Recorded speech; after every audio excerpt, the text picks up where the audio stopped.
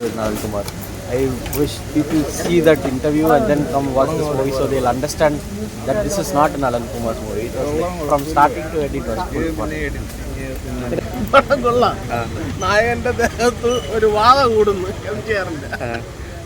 പിന്നെ അതിനെ ചുറ്റിപ്പറ്റിയുള്ള കഥയും പിന്നെ ഇവര് രാഷ്ട്രീയം കൂടി കുത്തിക്കയറ്റി എങ്ങനെയുണ്ട്? പൊങ്കലിന് തൂക്കാനുള്ള ചാൻസ് ഉണ്ടോ? വേറെ പടങ്ങളൊന്നുമില്ലല്ലോ. കാർത്തികനുണ്ട്. എംജിആറിന്റെ ഇതൊക്കെ ഉള്ളതുകൊണ്ട് തമിഴ്നാട്ടിൽ കൊടുക്കില്ല. കൊടുക്കുമെന്ന് തോന്നുന്നുണ്ട്. കണ്ടു കൊടുത്ത കഥ തന്നെ വേറൊരു രീതിയിൽ എടുത്തിരിക്കുന്നു. അത്രയ്ക്ക് ഒരു കഥ ഒന്നും വലുതായിട്ട് ഇല്ല, ബോറടിക്കുന്നു.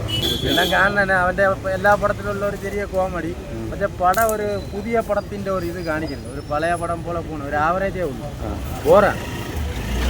ഒരു കുറവൊക്കെ ഉണ്ട് ഉണ്ടെന്ന് പറയാം. കാർത്തി കൊള്ളാം. കാർത്തിയുടെ മേനസ് നമുക്ക് സൂപ്പറായിട്ടുണ്ട്.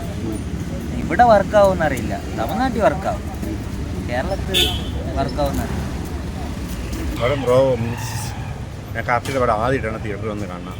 അതുകൊണ്ട് ഭയങ്കര ഇഷ്ടപ്പെട്ടു. കാരണം എങ്ങനെയാ ഇത് ശരിക്കും തമിഴ്നാട്ടിൽ കഥ വൈസ് എത്ര വർക്കൗട്ട് ആവുമെന്ന് എനിക്ക് അറിഞ്ഞൂടാ. കാരണം നമ്മളെ ആൾക്കാർക്ക് ഇങ്ങനെ സാധനങ്ങൾ ഇഷ്ടപ്പെടുന്നത്. അതായത് ഭയങ്കര ഇത് ഈ കോമഡി ഹ്യൂമർ ബ്ലാക്ക് ഹ്യൂമർ എല്ലാം കൂടെ മിക്സ് ചെയ്യുന്ന നല്ലൊരു സാധനം. ഭയങ്കര ഇഷ്ടമാണെങ്കിൽ നമ്മളിവിടെ നല്ല ഇതായിരുന്നേ. അവിടെ MJR വെച്ചുള്ള കളികളുള്ളതുകൊണ്ട് നല്ലപോലെ കയറും. നന്നായി എഴുതിയിട്ടുണ്ട്. പടം കൊള്ളാം.